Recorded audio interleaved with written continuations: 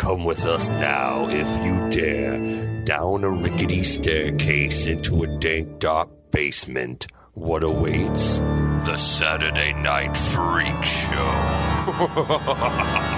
Hey, thanks for listening to the Saturday Night Freak Show podcast, the movie review and talk show podcast that comes your way every Saturday, whether you're ready for it or not. And these are dead or alive, we're coming for you.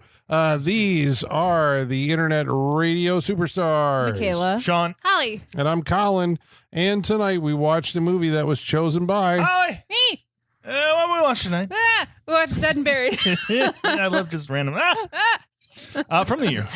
81. 1981. Yeah, not 1881. No, well, I mean... 1981. Maybe in the movie. Yeah, the 20th century, the 1900s. Yes, directed by... Gary Sherman. Gary Sherman. What did you say we just watched? Vice Squad. Vice Squad. Vice Squad, okay.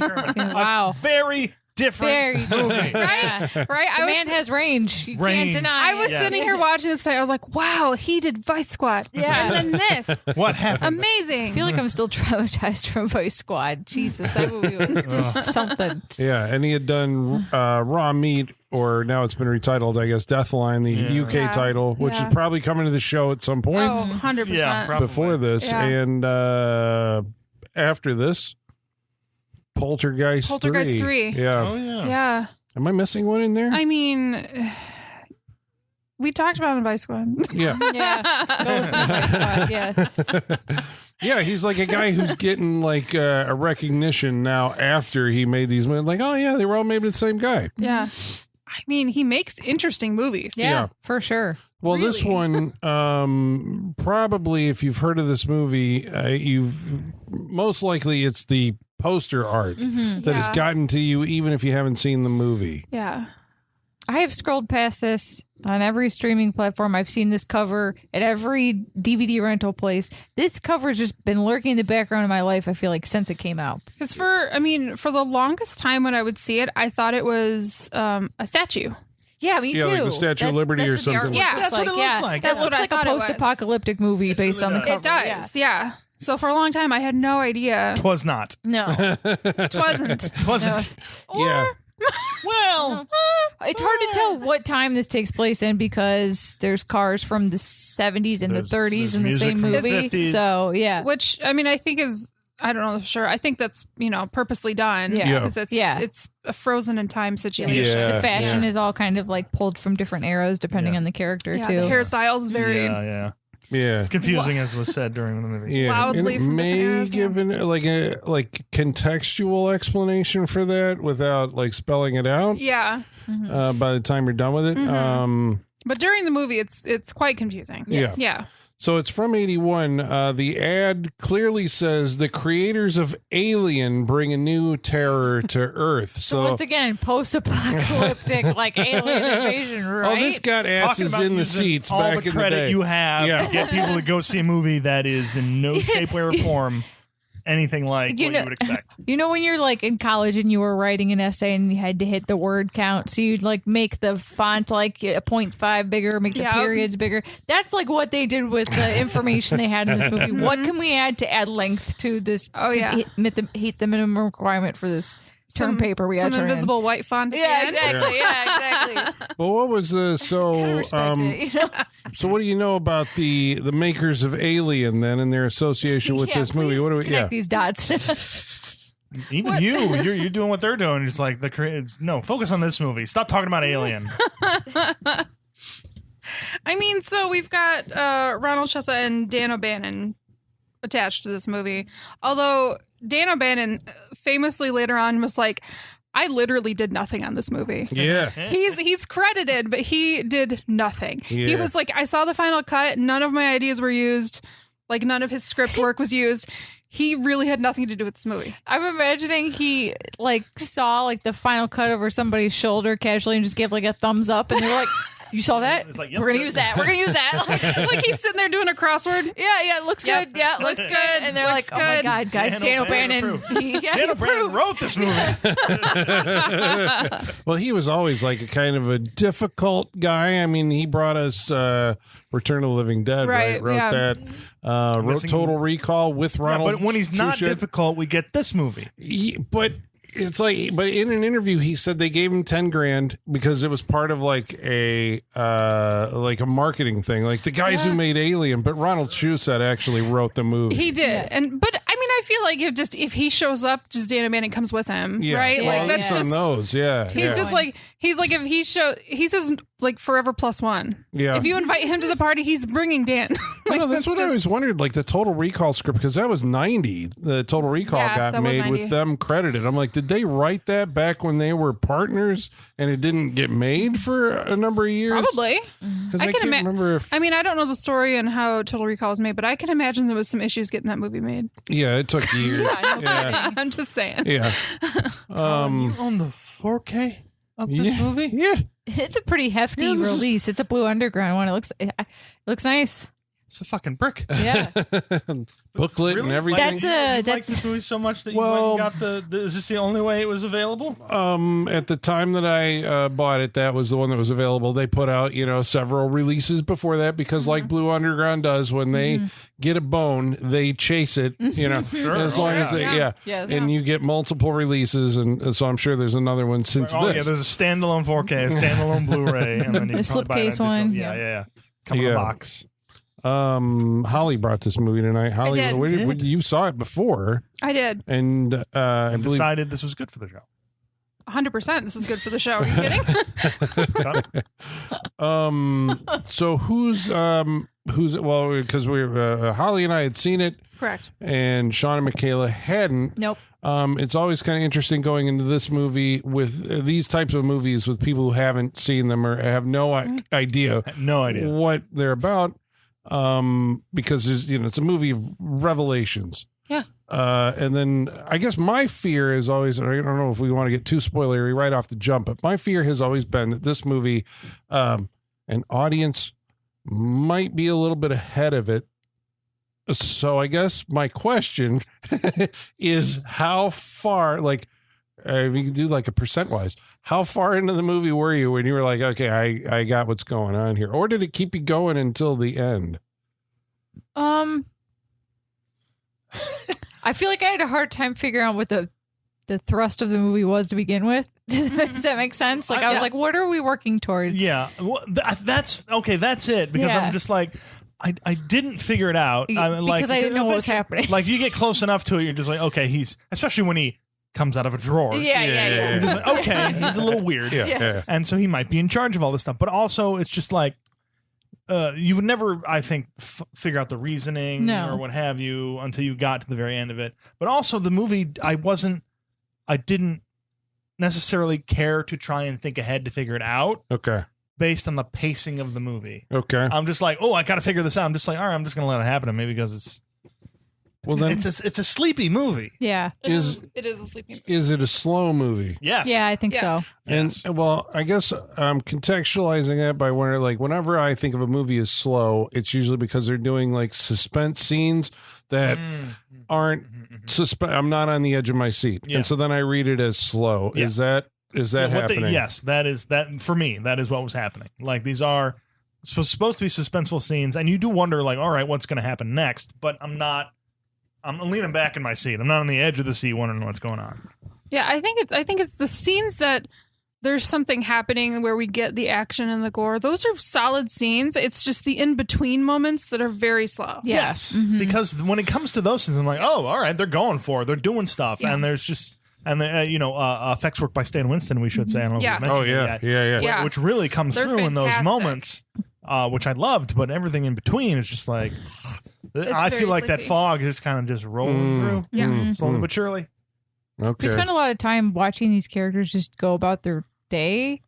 Go about the day and just think. Yeah, and Watching I'm them not really think a sure lot. what it adds, if anything. You know? Sometimes I like it, like when the teacher teaches voodoo to the children. Yeah, that was fun. Yes. Yeah. Love that. More of that. Is it fair to describe this movie as like it feels like a Twilight Zone episode? Oh, Yes. for sure. I was actually going to say this would be better as like a part of an anthology. It's over, I'm just like, this Yeah. should have been much shorter and Yes. part of anthology and shorter because it felt like an episode of early Twilight. Yeah. Anthology, especially for with sure. that with the ending and everything. Yeah, this was Because I've seen it several times now, and it always does kind of come off like it feels like a TV movie of that era. Yep. But I think the reason that people remember it is because it has these shocking moments of like extreme Yes. violence or gore, Yeah. courtesy of Stan Winston, Yes. that will disturb Right. and stick with you. So it's like a TV movie with shocking edits in Yeah. there. And Yeah. you're like, oh my God. Yeah. it's the TV movie they forgot to edit down. Yes. Yes. And they forgot to say this may be different from what you saw before. Yeah. It's Man. exactly what you saw before. Imagine seeing one of those gore moments on TV as a kid. People wouldn't believe you. They'd be like, "No, you'd be- that wasn't you'd be in the going, movie." Mom, I shouldn't be watching this. Yeah, exactly. Where are you? Yeah. All right. I can see you being like, having seen this as a kid and being an adult, be like, was that a fever dream? Did I see a movie where Right. someone Right. got You would stabbed watch it- in the eye with a needle? Like, Right. did I I see all that? of this and be like, that didn't happen. I did made it? that up. Yeah. Ironically, the first time I saw it was the TV edited version. And I guess what I took with me, so I'm assuming this will be the same with you, is when you think back on Dead and Buried, you're going to remember the ending. Primarily, be like, oh, yeah, that's the movie with. Yeah. Yeah. Okay, so the cast, who's in this movie? Starring James Ferrantino. Who you would Has he remember been in from? anything else? He was Yeah. in The Final Countdown, Okay, which is a movie that has to happen. right there. That movie. That movie is coming. It was like a perennial, like every year it was on TV for like in my entire childhood. What's it Every about? year there was the Never Final heard of Countdown. it. It's like a U.S. a ship. Aircraft carrier accidentally goes through a portal back in time to the day before Pearl Harbor. Who's What? in this? Who's in this? Martin Yes, Sheen, yeah, Martin Sheen and, Kirk Douglas, and yep. James Ferrantino. I've heard of this one. That's a DVD I've shelved a million times and had no idea. My that's what it dad was brings about. up this movie all the time. because we saw All it the time. all the time. It was like Yeah. Yeah, this movie, it's been on my list basically since I've been on the Freak Show. ironically, I just made a connection in my head here that I think Dan O'Bannon may have written the movie Blue Thunder about the helicopter for the LAPD. Roy Scheider was in it. Ooh. Oh, They made yeah. a TV series out of it that starred James Ferrantino. Well, there you go. There you go. He was also, if you were from my era, He was in Jesus of Nazareth. Yes. He played Peter. that was like an epic 3 or 4 night miniseries back in the heyday of the big ass Yeah. miniseries. I mean, that's from my childhood too, because they would still show that every year when I was a kid. yeah, They would show that and 10 Commandments yeah. every year. And then AD or North and South and all those Right, roots yeah. and, you know, Yeah. rich man, poor man, the heyday of the TV miniseries. But yeah, I remember like that one was Franco Zeffirelli had done Romeo and Juliet doing this TV thing. I Who mean, else? you're haunted by Jesus' eyes in that. Yeah. He was in, the guy who played Jesus was in Asylum. Did we do Asylum on this show? I think No. we did maybe No, I years don't ago. think we have. Okay. Well, that one's out there too. Yeah. Who else is in the cast? Melody Anderson, Who you remember from? Flash Gordon. Of course. Oh, really? Yeah, she played, and I will. Who's she in the movie? Dale. And in the movie, she's Janet. Oh, in this boy. one. She's Janet. Yeah. But in Flash Gordon, I will never get over the fact that her name is Dale in Flash I Gordon. love it. Yeah, I Dale love White. it Oh crap! I so should much. know I this don't remember off the her top last of my name. I head. don't remember the name. But as Like a kid, Dale Adams. I always don't thought it know. was hilarious that the main woman's name is Dale. Like, that just made me so I love happy. it. She was also in a TV show from my childhood that I can't believe they haven't in some way made a movie or something out. It was called Manimal. Manimal. Oh, Manimal! Yeah. I love Manimal. The guy who could We used to turn show into it on a, one of our networks. Yeah, she was the love should interest in watch- there. I wanna watch Yeah, it. Manimal. It ran like a Manimal. season. I Yeah. think I don't see even if know. it's if it- on Just Watch. Dale Arden. Dale Arden Dale Arden, that's Yep. it. Dale. and Flash God damn it. Gordon.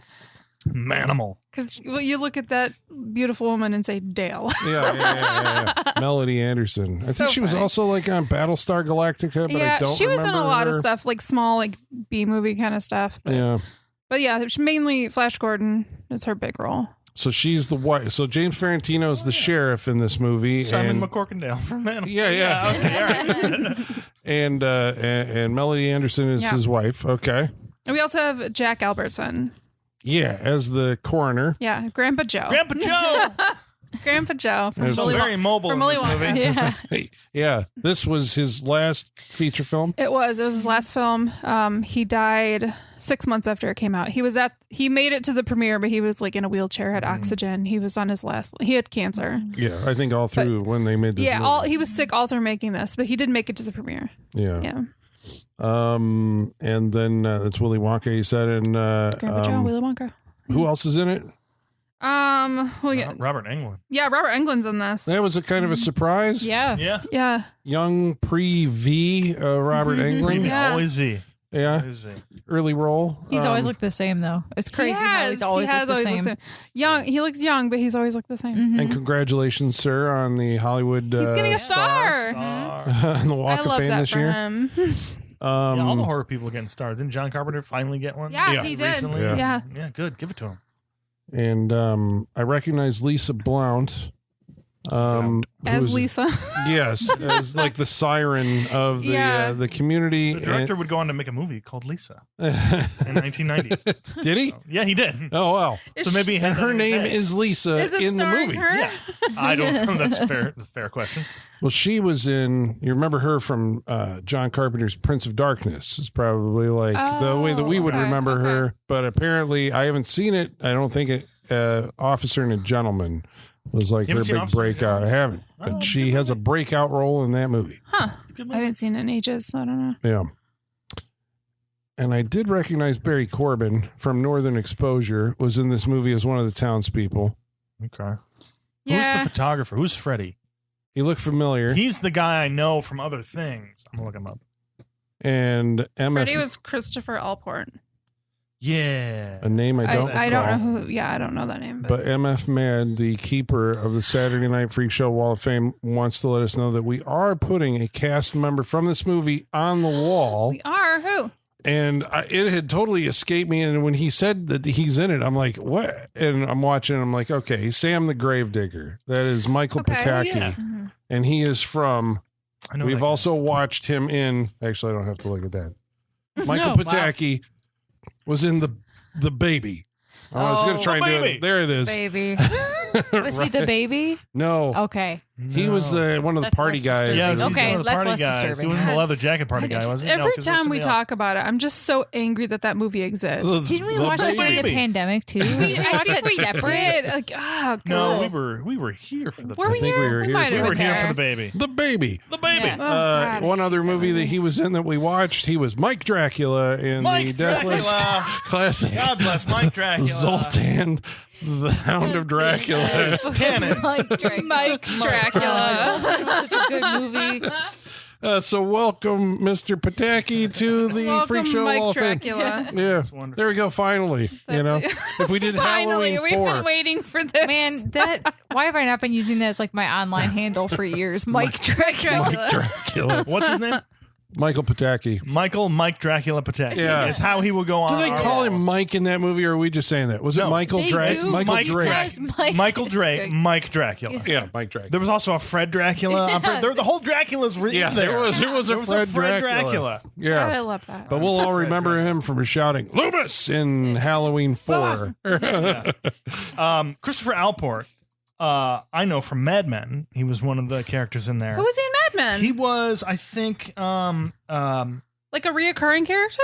in the first season. He died during it, and they had a special dedicated to during Oh, one of the yeah. seasons of Alport. I think he was. He was somebody's father-in-law. He might have been Pete's father-in-law or something like that. So he was in a couple okay. episodes. He was also in Jack Frost 1 and 2 as like the cop dad who's running through the whole thing. So we've seen him The in other comedy things before. ones, not Not the the- slasher Jack Frost. Wait, what? Wait, which the Michael Keaton? Not the Michael Keaton okay. one. The horror ones. The horror one. Okay. Oh, okay. We watched We Jack watched the Frost. first Yeah, we one. watched the first one. So he's in It there? it was a very seminal film for this podcast. That's very important. Right. Right. Because it had some lasting effects. It's but my yes. origin story. Yeah, basically. That and Santa's Sleigh are a 1-2 punch that just puts people out. Two of my favorite movies. So Yes, it's a young Christopher Allen. so what's Dead and Buried about? What's the setup? What do we got going on here? Fishing cult. Okay, so it truly is, but also the title of this movie is not true. Oh, there's somebody who's kind of buried. There's people who are buried and dug up. They're not really buried. Yep. Okay. It's kind of the opposite. But you asked, does someone get dead and buried in this? And I said yes. It does happen, yes. And it yeah. Self-buried. I love it. I'm sorry we'll talk about it, but I love it. So the film takes place in the quaint fishing village of Potter's A Bluff. cloud Yeah. of the fog from the fog drifted Yeah. over to the town next door, which is somewhere near Amity, and then we got this movie. Yeah. Yep. Is This is this what happened. we Yeah. determined it was filmed in It was filmed in California, but Right. it does. Oh, it felt very East Coast. It feels very sleepy, like Massachusetts town. Yeah. So did this come out after the fog? Yes. This was 81. Yeah. 1 year after. Well, I don't know if they could have seen the fog and Yeah, got working I wonder on this what at the same- length Yeah. was Yeah. before There's they started some doing shots stuff. that look but there's some Pretty identical as Maybe the it parts of this feels movie. Yeah. close. Maybe that's what Dan O'Bannon brought to this. He's like, hey, Yeah. This guy John Carpenter This that I was movie worked called The with Fog. on Yeah, Dark Star. they're making this He movie. showed me an early cut of the fog. I got some ideas. They just finished this other movie. Want to see it? Yeah. It also feels like the fog, the remake, more so than that, as far as sleepiness yeah. and Yeah. inconsequentialness. It's goes. a very Is that one of the worst ones? The fog The remake? Fog- I fucking That's hate gotta that be movie. one of It's the worst one of the ones, worst. right? It's Forgettable. It's boring, for sure, right? Yeah, it's Yeah. boring. It's just not. Yeah, That's the cardinal sin right there. Yep. So would you say then it's a heavily atmospheric movie? I mean, there's Yeah. there's Oh, yeah. atmosphere hanging in the atmosphere in this one, Yeah. like everywhere. It has that kind of 80s, like bloomy light, Mhm. you Yeah. know, Yeah. filtered lens photography. Yeah, everything outside is hazy and everything inside is dusty. Yeah, and there's lots Yeah. of they crank the fog machine, the smoke Yeah. machine up in the indoors, and There's yeah. so- Every beam of light looks great in this movie. Yes. and there's Just a based lot on of it, them. and there's a lot of Yeah. them. Just They based look on atmosphere. beautiful. Yeah. and how do we get introduced to the citizenry of Potter's Bluff? So we open on the beach. It's a gloomy day, and there's a very nicely dressed fella who's got a very nice looking camera, This is Christopher Alport. Christopher yes. Alport, and he's arrived at the beach and he's setting up, taking pictures of birds and taking stock photos, basically. Yeah. And he comes across a very beautiful woman, and he starts chatting with her and taking her photo. Like, you famous? Well, successful, but not famous. He's like, I'm from St. Louis. You don't get famous in St. Louis, which I love that Successful, but line. not famous. Are you famous? And it all seems really nice. She takes her top off, taking pictures. Yep. What's not? Sexy. Yeah. What's not? Yeah, like in I'm this He's day? got a Posing in a camera. fishnet, which I thought was Fishnet, yeah, interesting. yeah. Like I'm into it. It seems like a nice day. And then the That's a villager good meet cute. and then the villagers show up. Yeah. Yeah. The fishermen villagers that are in a fisherman cult. And as Michaela, first holy as shit Michaela moment. said, they have fishing weapons. Yes, they use a net to catch this guy, but there's always like a process to this. Someone takes a picture, it seems, and then the other ones show up. Like, Yeah, and, like that's- and it's like 12 people at Like minimum. that's how they Yes. like Yeah. catch them off guard. Is Yeah. they take a picture with a flash. Right. So the picture is for Dobbs later, right? Yeah. Yes. Reconstruction. Yes. Yep. Yes. Although there's questions, Yeah. it doesn't bear Yeah. up to How do you- logic. how I does- don't think. How does that work Yeah. for you later on? But Right. whatever. Yeah. So yeah, As an it's- artist, that's not a good reference photo. No. I guess it's a decent jumping off part for a movie. You've got a shocking murder. He's lit on fire, doused with gasoline, and It's lit a on solid fire. opening. Yeah, for Because sure. you still don't know what's going on. Because my first thought was like, oh, he's a bad guy. Like, it Right. felt like a sting operation where they found the Yeah. serial killer and Right. we're going to take him out. And then it's just like, oh no, it's not. And that's what I wonder if the movie is doing. Is it trying to keep on staging these things so you'll assume something, and then then it goes a different way? Not Like, after the first one. Okay. And after the first one, you're just like, okay, it's a group of people that are going in, the townsfolk that are killing these people.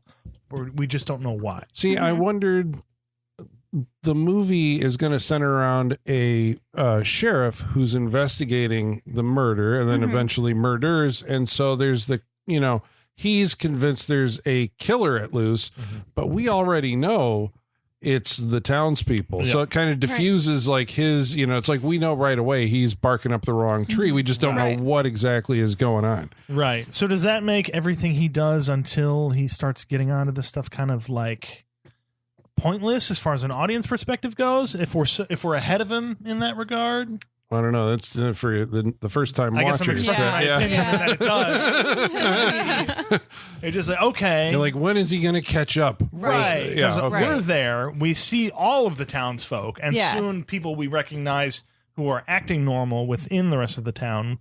We meet them and just like, okay, something fishy is going on because they have normal, quote unquote, lives. Yeah. And then they're also mobbing and killing people. Right. So we're just waiting an hour until we figure out, all right, why? What's so is that, I guess maybe that was my earlier thing. It was like when you're ahead of the movie is if it hadn't have shown who was doing the killing, but it's almost like you need that, right? At the beginning, like, okay, here's, this guy getting killed. We can't just find the body and then leave from there. Or maybe you could. And, in the remake that we're going to do, you right? could give a few quick shots to imply what's happening. You could build it. You do the quick shots in the first one, and then the second one you still do the quick shots, but then you insert the one guy who just got murdered before as being part of the group. Like, wait, what? And they do kind of do that. Sorry. I do think there's an element to like the fact that we're ahead of the cop. We're still not because we don't know why it's happening. Right. So we are following him on his side of the investigation, but it's still part for us because we don't know why it's happening, and we're hoping that his research will figure that out. Yeah. And I suppose so it is still working, I think. Then it's like, is the movie, then it's like, are we putting him into danger? We know the danger exists. He doesn't. And so then you're worried that like we're he's worried to for fall. him. Okay. For him. And then we also for. figure out which, we know part of the danger. We figure out what other parts of the danger. Because then, spouses become suspect and other people who, came off normal before are becoming suspect as we go forward. When he finds a dagger in a book, he's like, honey, have you been practicing voodoo and witchcraft? A fucking snake dagger. You're just like, honey? And you wonder how they're going to play that off. But But we start out with like a solid with a solid effect right out the gate because that was great. They come to he comes to the crime scene where clearly the body has been moved from the beach to what looks like an automobile accident. Yeah.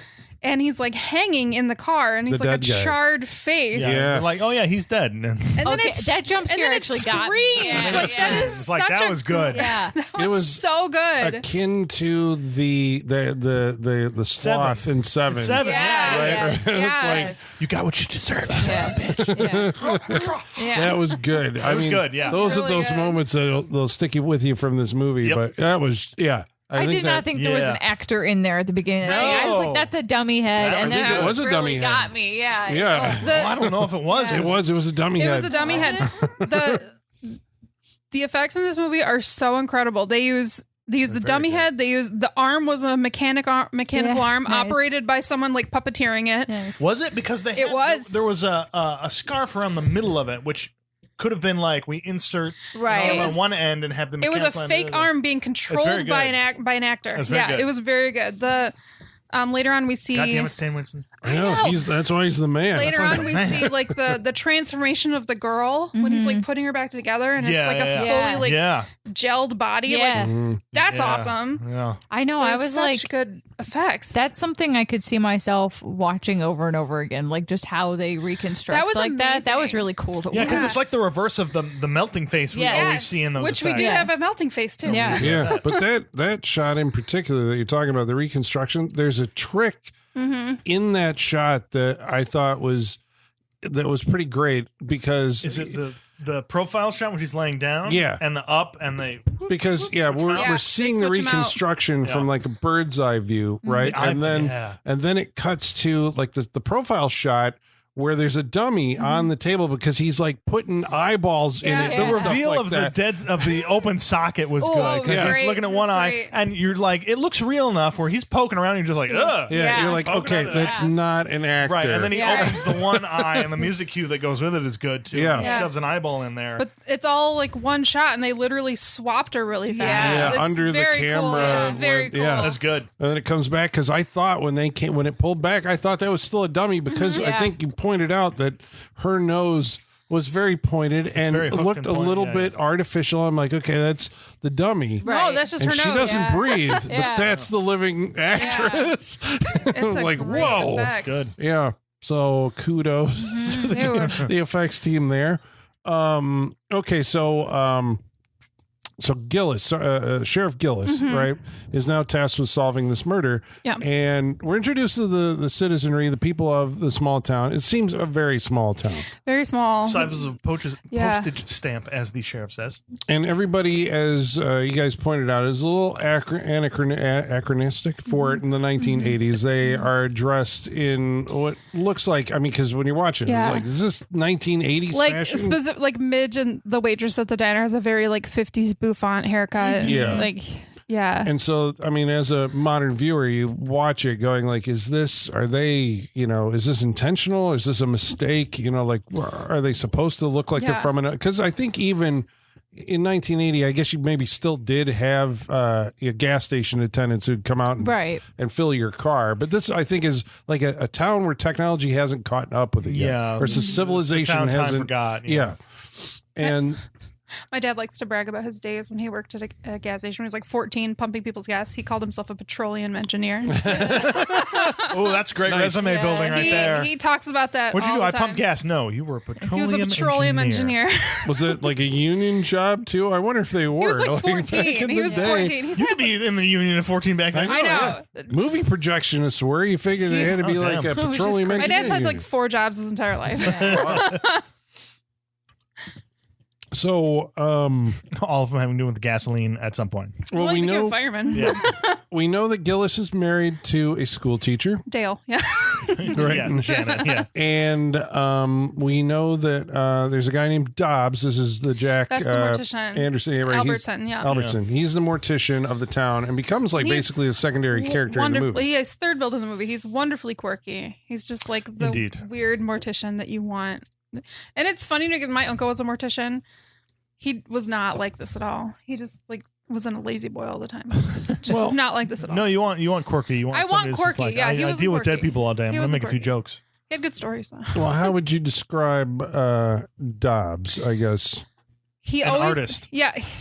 He is an artist. He always wears like a 3-piece suit with a flower in the A lapel. professional, Yeah. but always focused on maybe less so the people and the lives they led before they ended up on his table. He is focused on them being there and making them.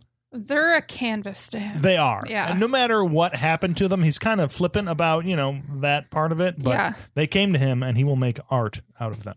Yeah, he gets kind of indignant at some point when questioned about that. Is like, this is my art, and then I put it in a box, and it's whatever. Right. But is almost eager to have just like, maybe were they horribly mangled? As he rubs his hands together, it's like, maybe I can reconstruct them. Like he's always hoping for the worst case scenario if someone has died. But I like his monologue when he's like, I've put wad of newspaper under her hand to cover good. mangled fingers, like all these things that he's done to make them look like a person again. Yeah, I it's love like that monologue. things you don't even know I Yeah, did. it's a and you great couldn't tell. monologue. It is good.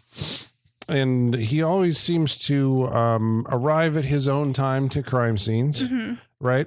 Later on, I mean, some of this in hindsight looks, like, and he's always playing like 1930s music, which I love. and you will wait until he's done listening Yes. to his music before he'll engage with the sheriff.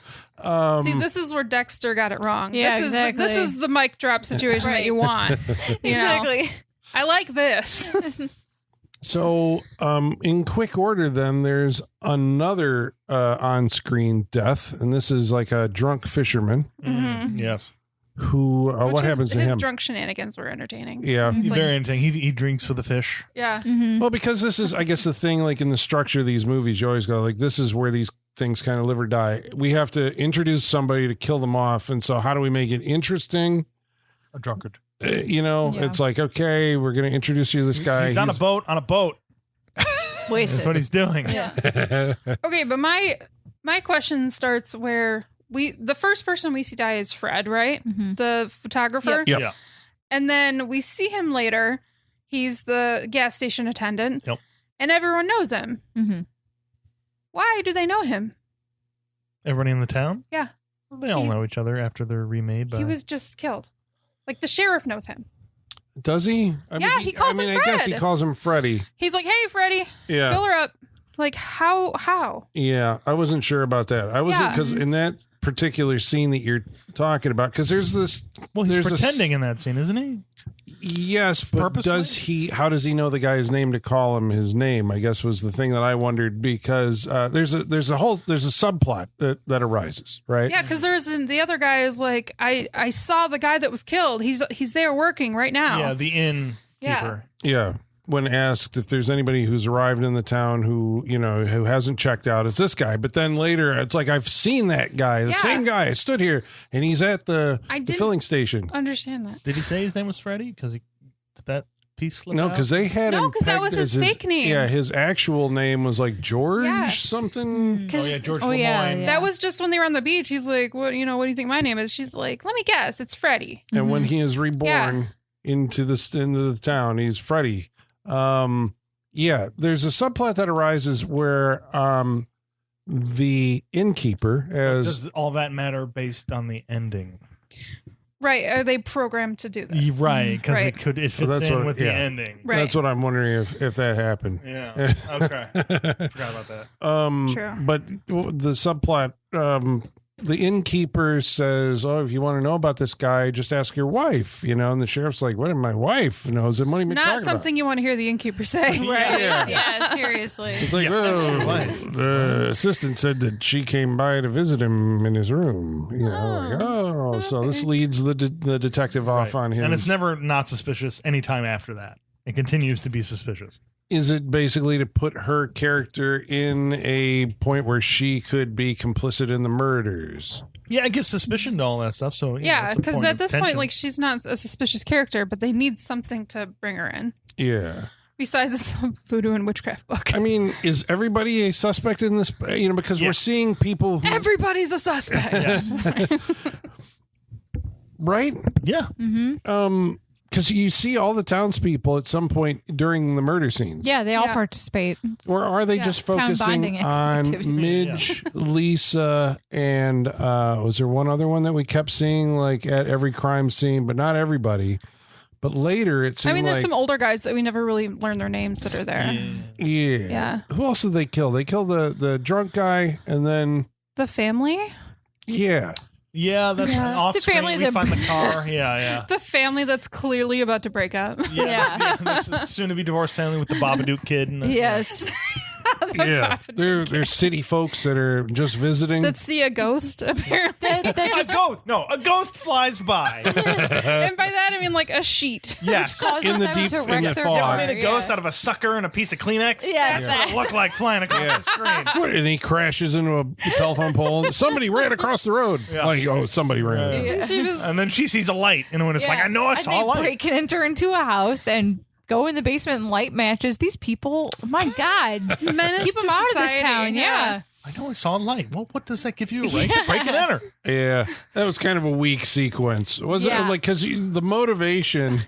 It's hilarious, kind of, because like all the dialogue's looped so in that stupid. scene Is too. it supposed to be funny? Because it's funny to me, but I don't think it's supposed to Boy, be. and It's just very funny, the arguments. I was gonna say, and at the same time, they're doing this like I don't know what did I say? It was the opposite of a survival instinct. Yeah. Yeah, they like everything. every wrong choice they were making, but at the same time, they're having like marriage story level discussions about like the status of their family. Like they're clearly on the verge of a divorce, right? 100%. Like this was the 100%. one last trip to see if we can make it work, and Yes. they're being tested.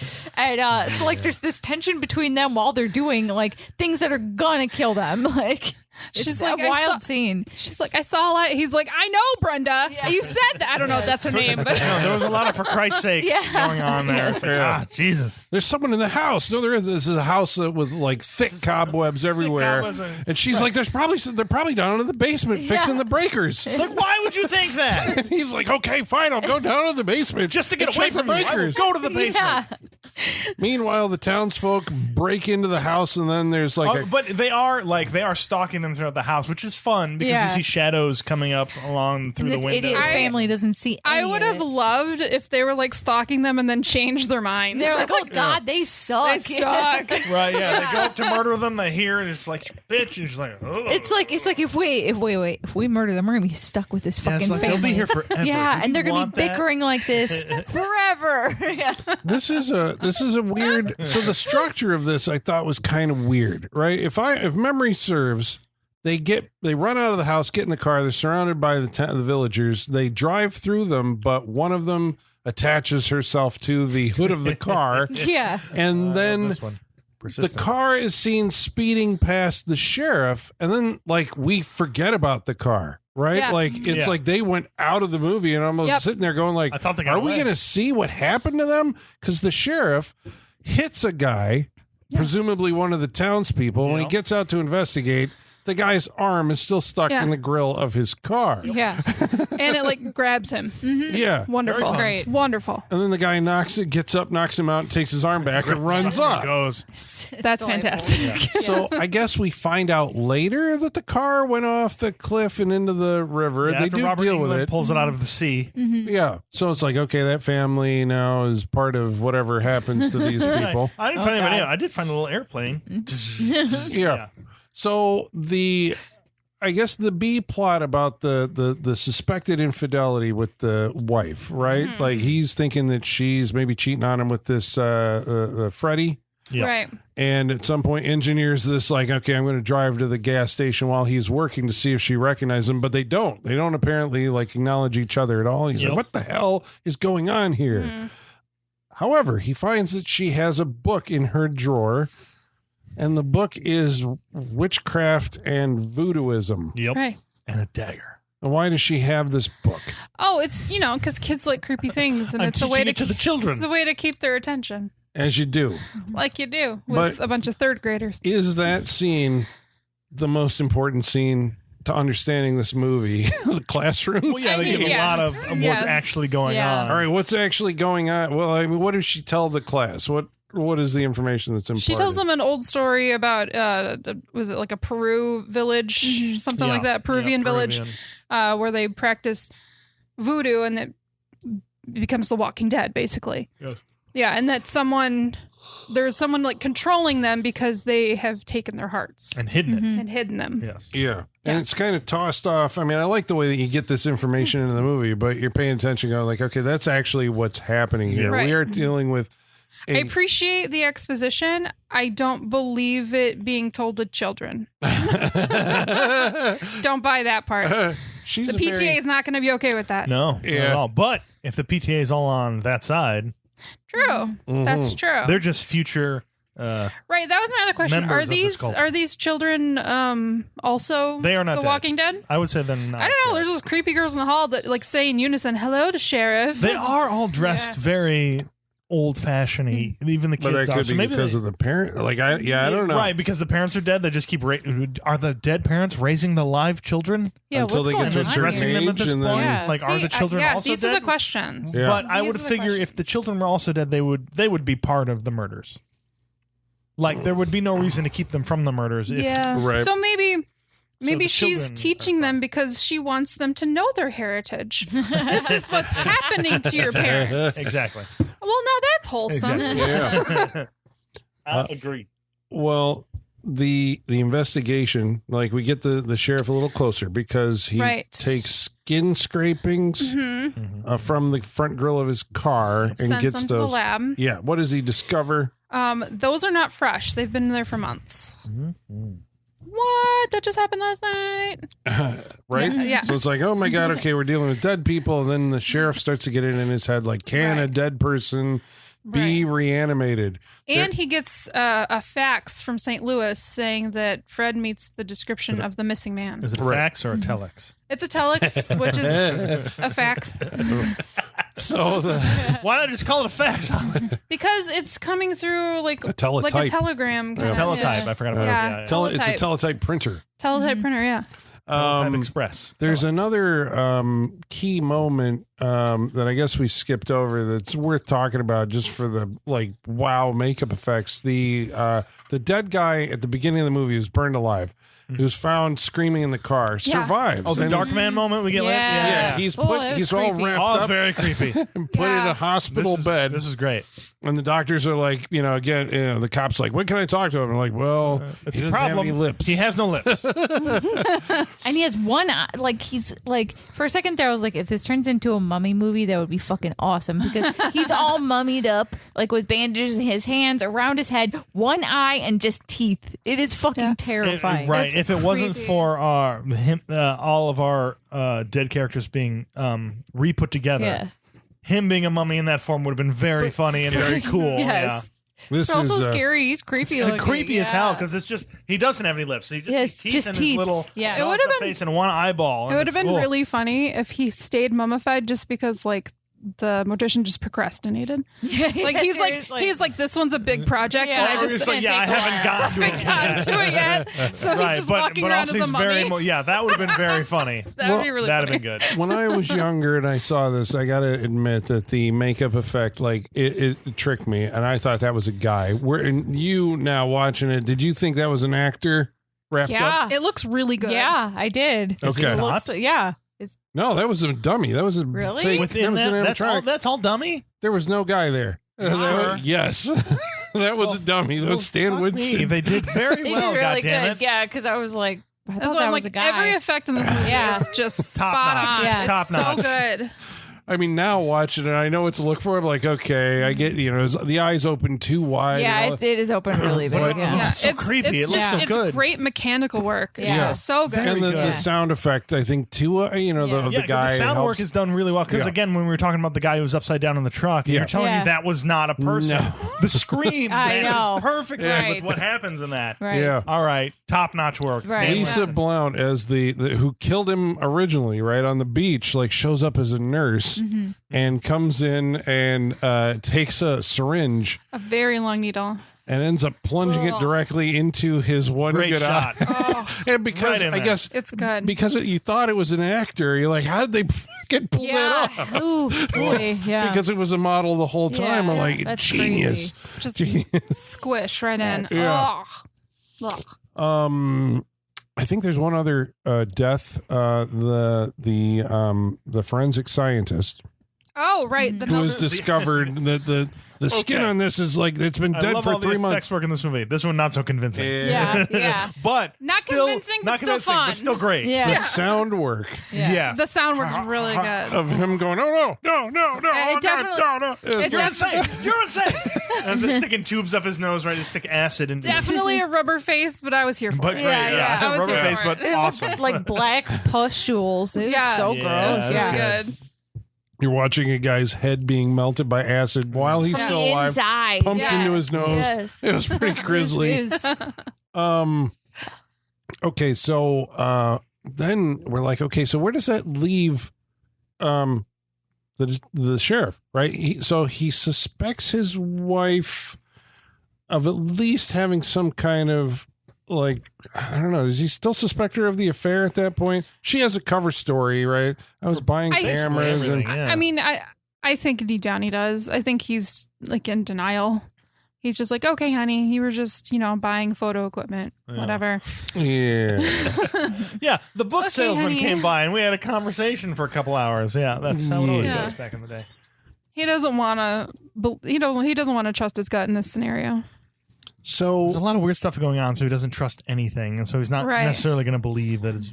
He doesn't know what to Right. believe. He says so himself at a certain point in the Yeah. movie. and neither, I suppose, do we watching it. Yeah. You're all topsy turvy, and you're like, what the fuck is going on here? He's gonna exhume the corpse of the dead guy Right. because to get that back to St. Louis and Right. confirm. But what do they find in the coffin? The coffin is empty besides the fisherman's sweater that he's wearing at the beginning, which is all wrapped up, and there's something inside. What could it be? I wonder. Have we hinted at this prior in the movie? I wonder. Good thing we learned about it in school. It's hard. Right. Good thing Yeah. I know that was a pretty good reveal. That's good. Yeah. You know, It was because then great. you're like, oh, yep, All right, this so is it is that. solidified. Yeah. So this is black magic This we're is dealing what's with here. happening. Yeah. And the whole town is under some type of like curse. And then was it at this point that the mortician comes to the police station to report that a body's missing? He kept doing that.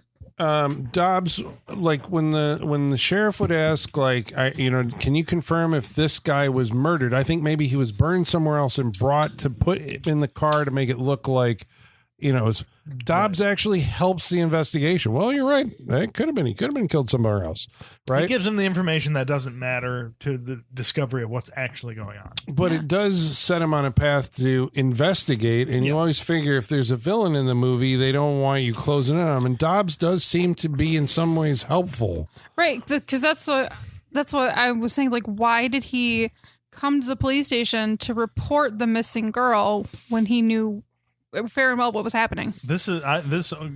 Every villain wants his master plan known. That's why they all monologue at the end. They just want, because they went through so much to do it and pull it off. It's always do you know what I did to make this happen? I'm going to tell you. And they always go through it. I mean, as someone who works for a corporate office, I understand.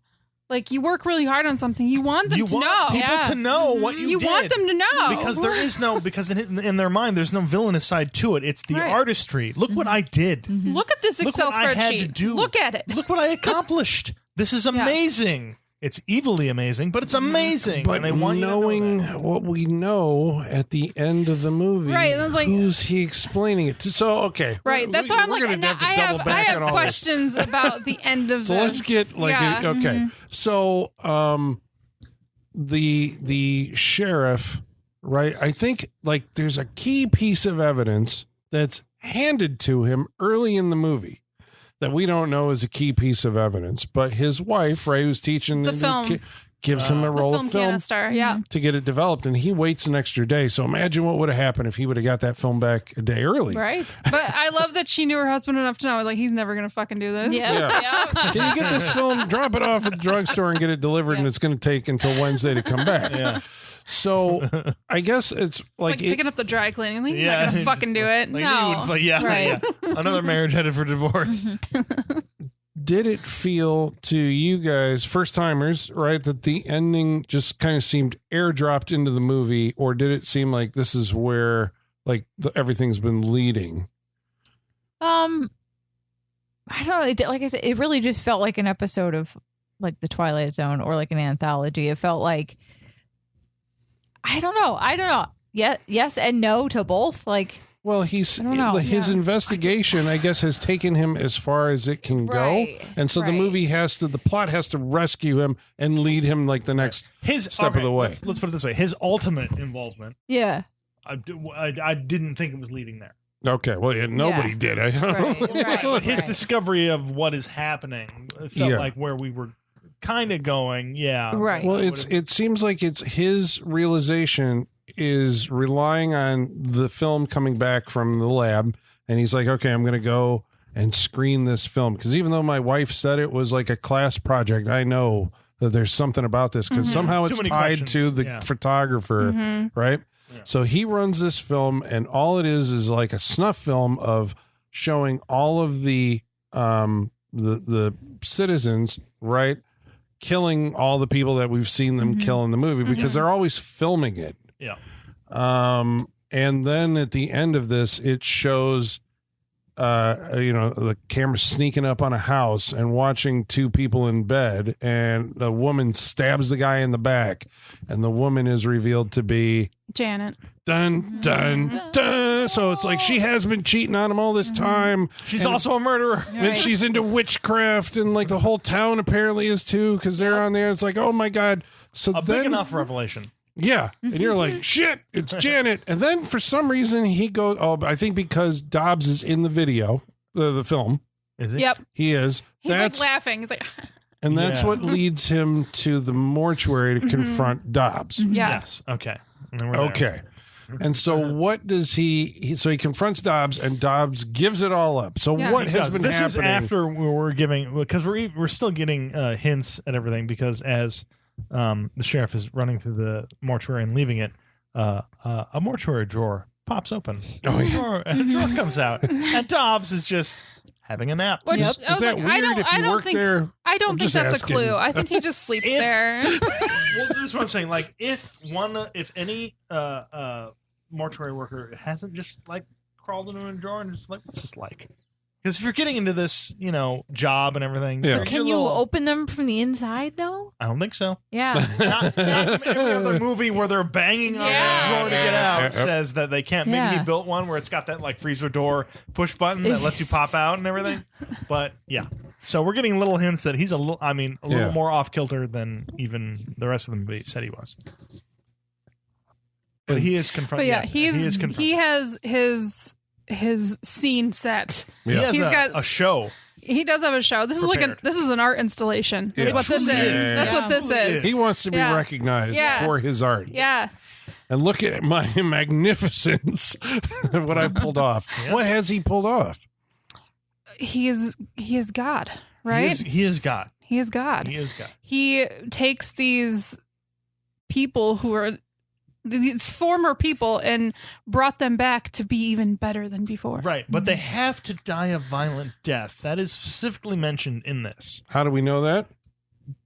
Well, they all die violent deaths. Well, it's in the witchcraft hand manual, and it's been circled. Right. Okay. Was that what he reads when he opens it? Okay. They have to die a violent death. So somehow Dobbs has discovered a ritual, right, that allows him to bring people back from the dead. We're never really explained the ins and outs of this. No, it's there's like no science in it. It's like a half sci-fi revelation and half horror revelation. Yeah. That somehow using medical science or something, he has been able to bring people back. So he can reconstruct them and they come back, but then they need frequent touch-ups, which only so everybody should get with the people from Death Becomes Her? Yes. Yes. So this whole thing, yeah. Because I knew that's exactly where you were going. So the Death Becomes Her people is an offshoot of this. It feels like So Robert Zemeckis loves this movie. Is what we're saying. because eventually we get groups of the townspeople coming in and with cracks in their faces, paint peeling and different parts missing and everything. So they only last like a little while and need to come A to week, Dobbs. but not Janet. She's special. She could go for 3 weeks. She's a When he said that, I laughed. Yeah. So I'm like, that's not a long time. It's like, everyone a week. She could go 3 weeks. Right. All right. That's like when you discover that you can wash your strawberries in baking soda to make them last longer. That's a thing. Does nobody know this? I know that. No. To keep them fresh longer? Whoa. Okay. Okay. Not baking soda, vinegar. Sorry, Oh, vinegar. oh. Wow. All right. Wow. Yeah, you wash them in vinegar. Keep the Wow. Did not know. No. Nope. What do you do with your produce, people? What do you do? Eating it quickly. So we discover, right, that Janet died a long time ago. She drowned. He found her. He brought her back. She is his masterpiece. She has more free will and intelligence, and so he gave her to And the sheriff. stylistic choices as well, as we saw. She's in fabulous. I that love her. outfit she Yeah. wore was very nice. Is she the one who brings the dead girl? Oh, there was a hitchhiker. The dead hitchhiker that's Right. broken down to her bones and rebuilt. More point that Yeah. they saw the fog, like, right? Yeah. That's Come what on, it felt that like to that was me. the thing Yeah. that was like, okay, they've seen the fog. If they're doing the hitchhiker, There were thing. hitchhikers back then. Well, Yeah. and the scene of all the townspeople blocking the road with the fog and they're backlit from behind like it's blue and their black silhouettes. That looked like these it was guys taken all directly from saw the movie. same movies. Well, Yeah. I mean, the fact that we're saying O'Bannon didn't write it. He knows John Carpenter. Yeah. Okay, well, there are similarities. Seaside towns in California, Yeah, rolling fog and but supernatural. I'm sure they talk entities. about Yeah. stuff. I don't know. Who It's knows? just stylistically it looks the same in a lot of scenes though, Yeah. too. Big coincidence. Yes. We'll say. So It's just another one of those, like, everyone remembers the fog. People don't remember Dead and Buried. Yeah, Yeah. exactly. well, Yeah, this is deep impact Armageddon. It is. Right, It right. really Now, is. this Yeah. is that. Yeah.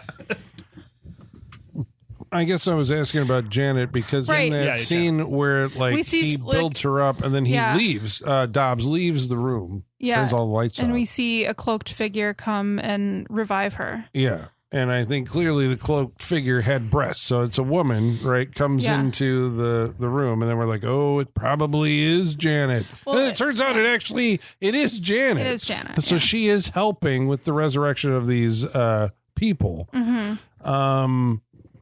But why? Okay. But now we get to like the big reveal at the end. Yeah. Why? The sheriff. Right. What is the intention there?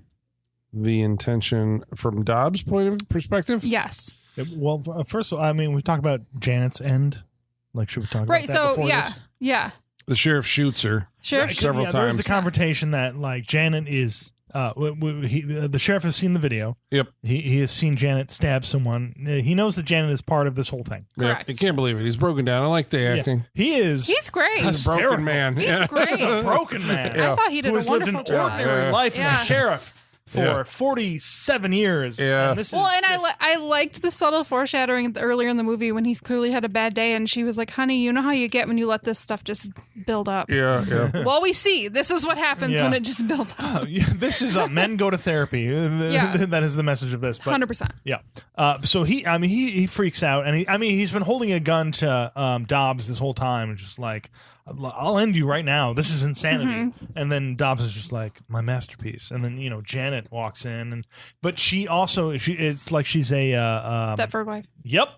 Holly. I know. We're so good. We're so good. Right there. It's like she's a Stepford wife just spouting off the stuff. She's like, and you can have this for dinner. You can have whatever you want for dinner. Mm-hmm. It's going to come out of a package if you want this and that. And he's like, he shoots her and she recoils, but she keeps going on with it. It's just, like she's a little robotic. And he shoots her again like she and snaps again. out of it. And she does. She's like, she realizes, and this is where I got a little like Pet Cemetery. A little bit, yeah. A little bit. She's like, bury me. Yeah, I'm dead. Mm-hmm. I'm dead. Bury me. Yeah. So he does. He buries her in the ground. I mean, she kind of buries herself. She buries herself. I'm gone. Love this. She goes out to the recently dug grave. She crosses the name off and writes her own in there.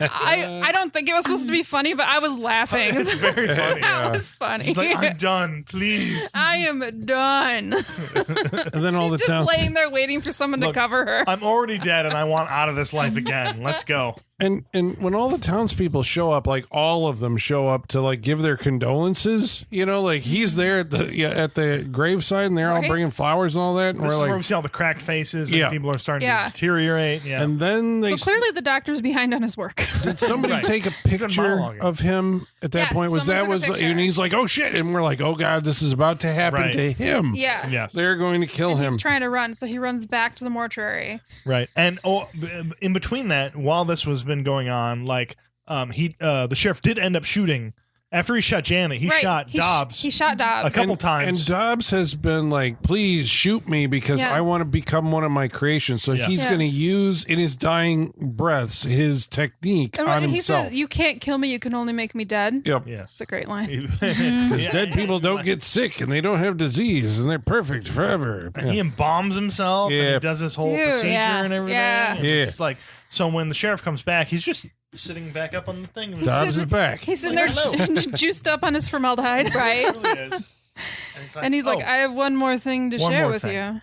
And he turns on the film, and it's the snuff film, and it shows that the man who got snuffed. It shows the man that was killed by Janet in the snuff film was the sheriff. Dun dun dun.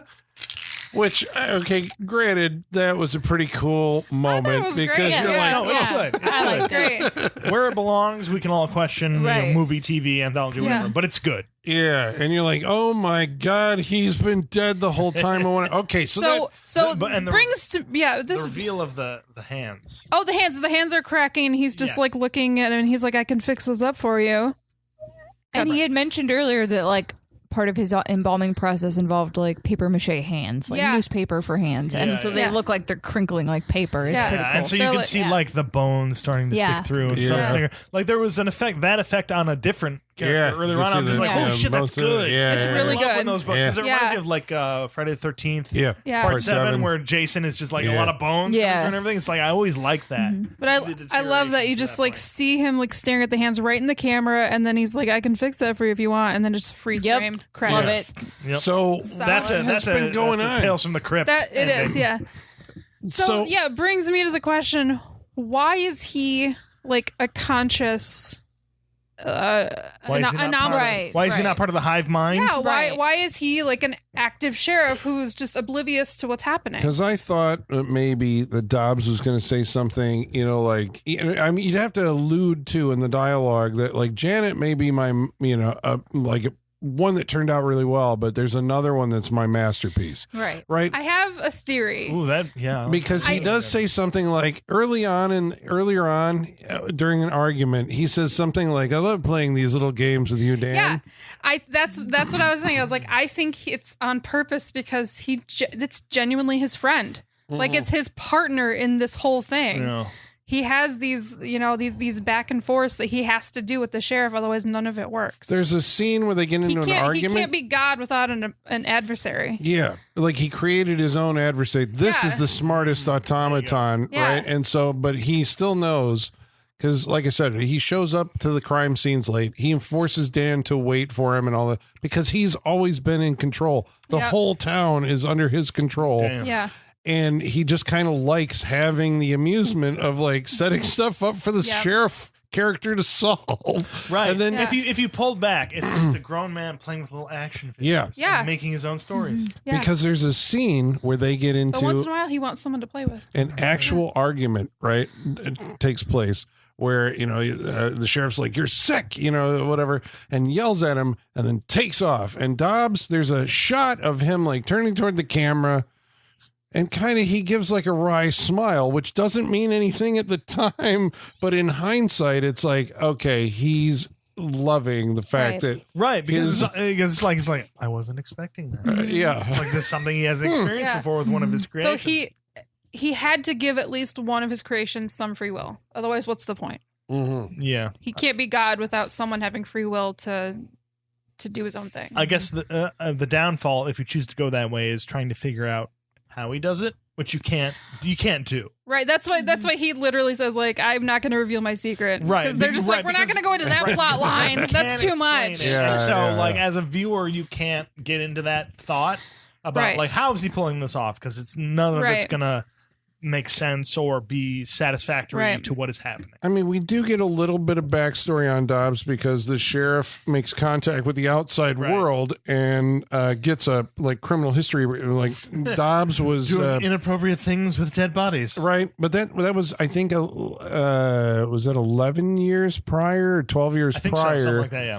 So it's like he hasn't been doing this for very long, but then you go like, okay, so Dobbs has been making the town. That's why it looks like a 50s town. That's what he likes, or the Yeah. 30s. Yeah. Oh, He no, it's likes his- it, so yes. he's Yeah. built it that It's way. his Correct. sensibilities. That's why they're all Correct. old-fashioned. Yes. Right.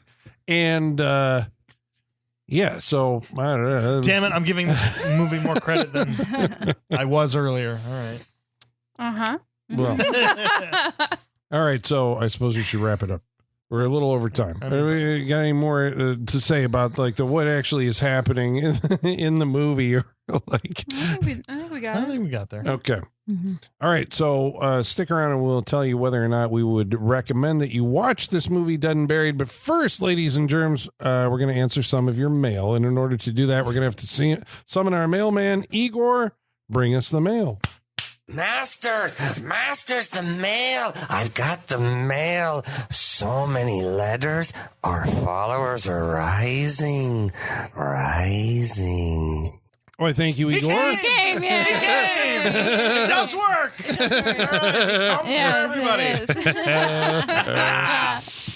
Well, Thank you, Igor. Yeah, Thank you. thank you. Do we have to tell them that Michaela clapped? Yeah, that was I clapped because we weren't sure last week if he would come. for Right, my that was the clap, question. yeah. I'm just like, well, he obviously comes from me. Yeah. Holly steps in when I'm Yeah, not correct. here. And and I Colin wondered- adopted him, so yeah. We're right, so he'll do whatever Yeah, Colin yeah. says. But we Yeah. always wonder. Colin's on the But papers, he you know. came running. Yeah. So hey, we're good. there you go. It comes for everybody. But I do feel like if we ever had like that scene in Air Bud when it was like we all have to call him and see who he comes to. You're referencing Air Bud right now. Wow, we've reached a point.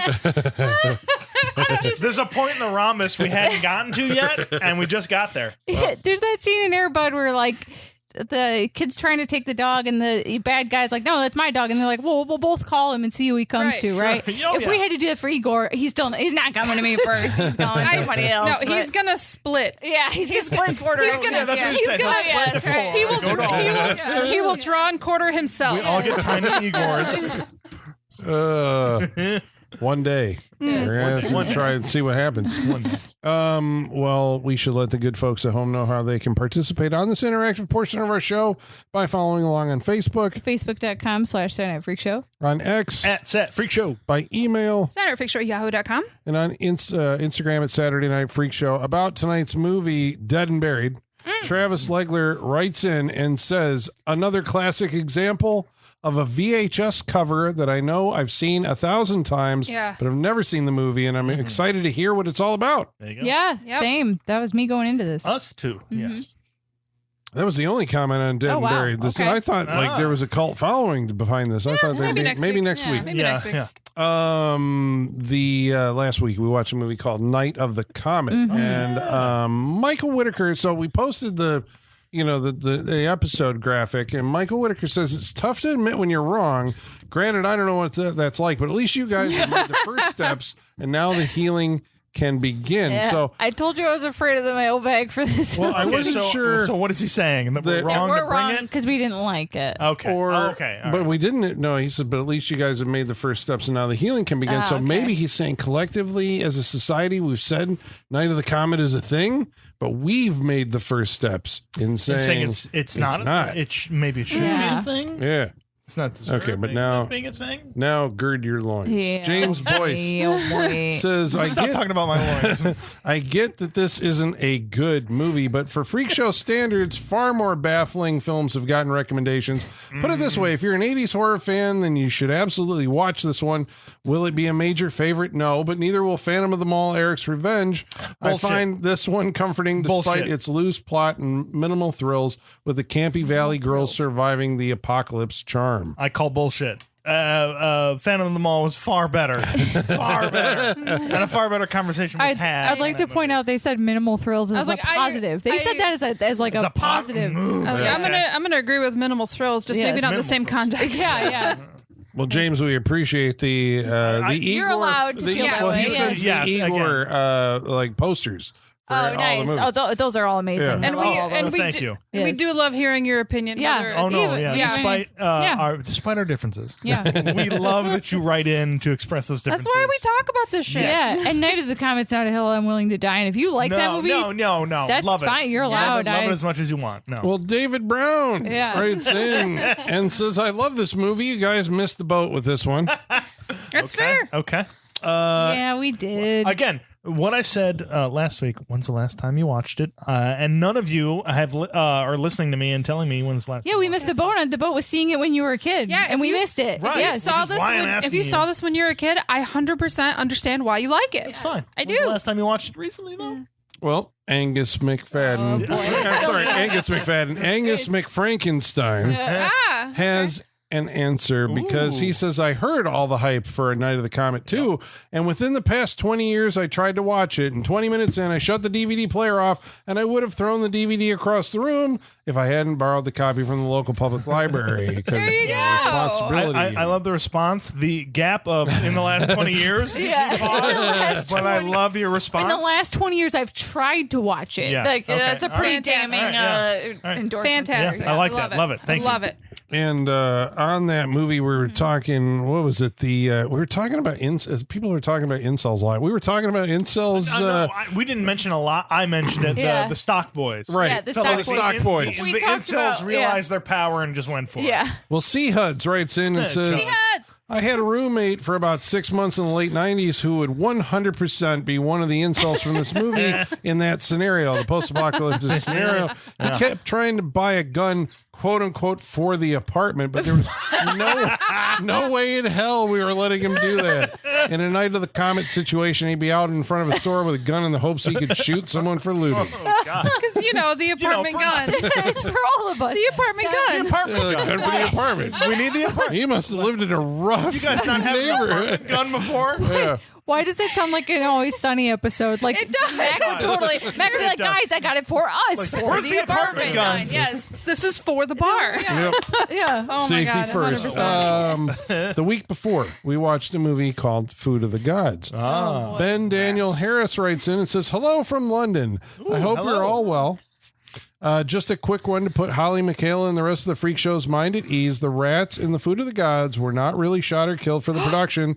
They were shot with a high-intensity squirt or fake blood, Really? stunning the rats. Still a bit naughty, but they survived a game of paintballing to eat cheese another day. But I hope that makes you feel better." It makes me so much. Oh my God, that makes me feel so much better. Oh, Colin. Well, We I have- Is there an saw that addendum? movie. You saw that. We Yeah. remember There were- electrocuted rats, Yeah. drowned I rats. was like, Yeah. we do see dead rats. So at least the one shot, which was like 40 of them. The only We're shot with reason, so I looked that up. I'm Yeah. glad I missed Like this. nobody actually says what they actually did on Of the course movie not. that They I can't could put They that find. never out would. there. That's to the grave shit. Yeah. But apparently there has been frame by frame analysis that suggests that a squirt or paintball is used. Okay. I am still maintaining they shot and killed fucking rats because it's the cheaper, easier solution. it is a very bright red. Yeah. Yeah. What year was Food of the Gods? 76. So before any regulation, Those rats are probably. dead. Yeah. Yeah, So those I was rats like, are dead. to that listener, I say, I hope you're right. Right. We- You know Cheers. what? Even if it's a lie, thank you. I There you go. appreciate Right, it. thank you. Thank you for the I'm reassurance. going to take that lie and just Yes. Lay it over Savor me it. like a warm blanket. Yep. There you go. Exactly. Ignorance is Is. bliss, Yep. and that's where we'll try Yep. to Now you go. can watch Thank that you for movie that. over and Yeah. over again, guilt I'll free. never watch that again. The week before, we watched a movie called Subservience. Ah, And, Megan Fox, sex well, robot. Mike Kling says Megan Fox knew the assignment. Oh yeah, She did. She absolutely. The I role, give her the more role credit. she was Yeah, I born give her to credit. play. Good for Yep. her. Good for And her. I love Andrew Volstorf says, "Yes, I remember Eve of Destruction." Thank you very much. I brought that up. I used to watch it on HBO or Cinemax back in the late 80s. That reminds me of two more, Steel and Lace, starring Stacey Hyduck and Yes. Bruce Davidson on Blu-ray sounds from Vinegar familiar. Syndrome. Also, Programmed to Kill, which I just picked up the Kino Blu-ray. You guys should look into doing those. Steel and Feature Lace show. All right, is mark on those down. These sound great. Steel and Lace is on my list. There you go. Yeah. Steel and Lace, what was the other one? Hold on. Programmed to Kill. I think that has Sandal Bergman in Yeah. it, if I remember. Steel and Lace has definitely been on my list for a while. Okay. Wow. All right. Amazing. Love Sexy it. robots, the subgenre that continues Yes. to give. All right. Well, thank Gift you. that keeps on giving. Oh my god, you guys got to see the cover of Program to Kill.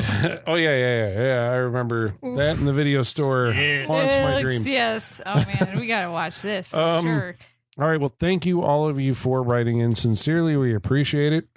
And now we're going to go around the table and tell you what we thought of tonight's movie, Dead and Buried, starting with. Colin, Oh, shit. I don't know if you've gone first in a while. You're going to go first tonight. What did you think of Dead and Buried? You own the 4K. I know, and I've seen this movie a lot, and it actually took me a while to warm up to it. I think the first I saw it when I was younger, edited version, the gore was cut out, which I think Unfortunate, because that's Right. a big selling point. it is. Yeah, I think 100%. because now I understand. Having seen it with the gore in, it's like I understand what the appeal of it is. Because otherwise, it does kind of feel like a TV movie. Like a Murder She Wrote episode Yes, or something very like that. much. But Yep. with the gore in it, and I mean, I can't stress enough how effective Stan Winston's makeup effects are in It's this a movie. fine. Yeah, I mean, the fact that Chef's kiss. Oh, like you're listening to a group of people here who I think cumulatively just on this show, not including our lives, have seen like 600 to 700 movies. Yes. here Just together. on the show. And Yeah. watch a lot of this, and as you heard, at least two of them tonight couldn't tell that was a Couldn't tell, yeah. fake head. That is genius That is good. level special effects. Yeah. Stan Winston, may he rest. May My he rest. God. God bless him. Will never be another one. genius. Yeah, I mean, we Goddamn. talk about like other guys Vision, that vision. have done great stuff, but yeah, I mean, he was in a class by himself. The movie itself, yeah, I don't know. ultimately, by the time it gets to where it's going, and there's shocks and reveals, I know I didn't see that coming, and so it surprised me, and so I'm like, okay, it worked. Yep. But I guess to get there, I think maybe that was it. The sense that you are ahead of the main character and waiting for him to catch up, but then it turns out that you aren't ahead of him actually. I'm like, okay. And watching it tonight, I'm like, this is an effectively put together movie. If you're a fan of horror movies, it's like a very quaint would be the wrong word. I don't want to say that. It's like it's a very comforting kind of movie. It's a classical kind of movie. It's a little old fashioned, little old fashioned. Quaint but, is good. I liked it. Yeah.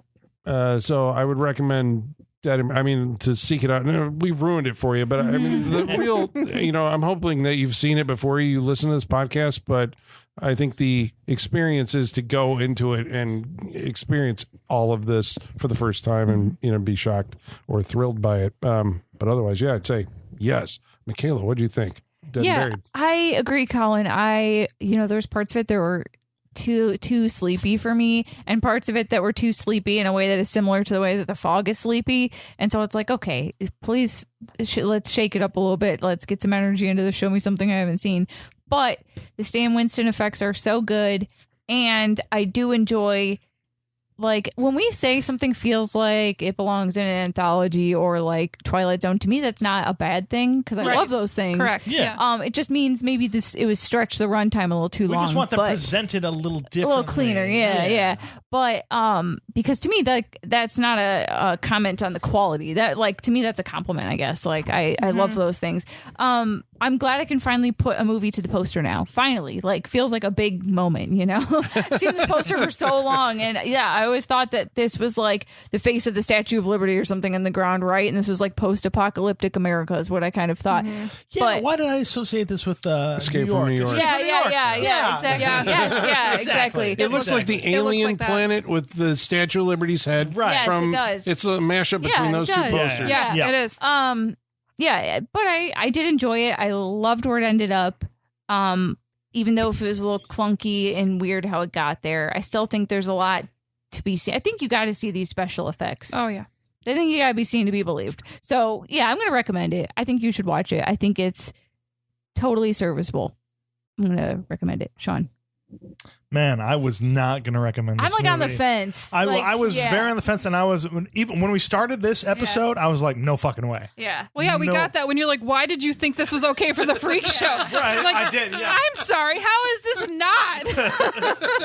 Right. So I had to get my own head on my own ass, and realize that the movie as a whole, again with the Stan Winston stuff, and even though just because you're ahead of a movie doesn't mean that you're better than a movie. I have to tell myself this. Yeah. And ultimately you weren't totally ahead. And ultimately I wasn't totally ahead. And I like where it went, not being totally ahead. So I have to give this movie credit. It is definitely a sleepy movie. No denying that. For sure. But ultimately it ends up in a place that is enjoyable. It ends up in a place that, like, even if we want it maybe formatted just a little differently, it still gives you that. At the end, the effects top notch. Again, as we've talked about tonight, like, loved them. Fooled me. And again, this is as Colin said, as a collective, how many movies we've seen. As someone who's seen so many of movies like this, and so many effects by Stan Winston and many other talented effects artists, they got me. And gotta love that. Gotta appreciate that. Ultimately, as a whole, you gotta recommend the movie. There is satisfaction to be had in this movie. I denied it at the beginning. I will not deny it now at the end. You should watch it. Again, reiterate, it's a little sleepy, a little slow, but very much, not every movie has to be fast paced. Not everybody has to be on a fucking track getting you there. Sometimes you take a little leisurely journey to get to some ultimate ending to this. Plus, it's got Grandpa Joe as the ultimate villain in this movie. Robert Englund's in there for a little flavor. I finally like Grandpa Joe. Grandpa Joe. I finally like him. Yeah. Grandpa Joe doing great work. Dude embalmed himself, he was a came back to dick in life, Willy and was just Wonka. like, "Fuck you! You are my creation." And ultimately that story is good, respectable, enjoyable, and just some great effect stuff that gets you there when maybe the rest of the story doesn't. I was convinced tonight. Thank you for the conversation, everyone. It got me there. You should watch Dead and Buried. I recommend it. Holly, take us home. So much satisfaction right now. Because I knew when we started, I'm like, oh, you're going to change your mind. No, I think all three of you just summed up exactly my thoughts on this. It is a sleepy movie. Absolutely. I have a little more forgiveness for sleepy movies lately. I've been watching a lot of 70s, 80s movies. So I'm in that vibe lately and I'm okay with it. But I think ultimately, like you said, where it goes, where the story ends up, it's a great reveal. I think it gets everyone that watches it. The effects are we can't stress it enough. The effects are spectacular. Yep. They're so good. They're so convincing. We've seen so many effects over the years, but these are new. Like we couldn't tell the difference. They're fantastic. They're spot on. I agree. It's clunky. There's so much that could be done. It could be an anthology piece. It could be a lot of things, but ultimately I can forgive its flaws because the effects are entertaining as hell and it gives us a great ending to the story. And I love a reveal cut to credits. Mm-hmm. I love that. I'm always a sucker for that. Always. So yeah, I'm going to recommend it. I think it's a solid movie for sure. It's a freak show recommend. Yep. Is it an M. Night Shyamalan style? Like M. Night Shyamalan trades in this. He wants to have reveals like this. Yeah. I wish he had the effects work Yeah, seriously. that led up to those reveals Right? from this movie. Yeah. Right. Because he doesn't, and if he did, it might be more forgiving for some of this stuff. Yeah. But yeah, Well, there you go. We're recommending that you watch Dead and Buried. Next week, we're going to watch a movie that's chosen by Michaela, what are we going to watch next week? Oh man, summer blockbuster maybe. Oh. We're gonna take another look at superhero history with Hancock. Oh, okay. All right. We're going full block. I haven't seen it since it came out. We'll see how it holds up now that we are, remember when we parodied superhero movies 20 years ago and they're still happening? Yeah. So that's fun. I remember when James Gunn produced an evil Superman. Yeah. Brightburn. Brightburn, yeah. Brightburn, but who did the Super? You remember Super? That was Super, him? yes. Yeah. Okay. And my super ex-girlfriend. Right. Maybe also stay tuned for that eventually. Yes. Can we do an episode on The Boys? Well, I was going to say, maybe Hancock is groundwork for The Boys a little bit here. To just relate it back to horror, Dag Fark is in that movie. Dag Fark is in this movie, yes. We get a Michael Myers. Yes, exactly. Okay, so Hancock next week on the Saturday Night Freak Show. We hope you'll join us. And until then, ladies and germs, the basement is going dark.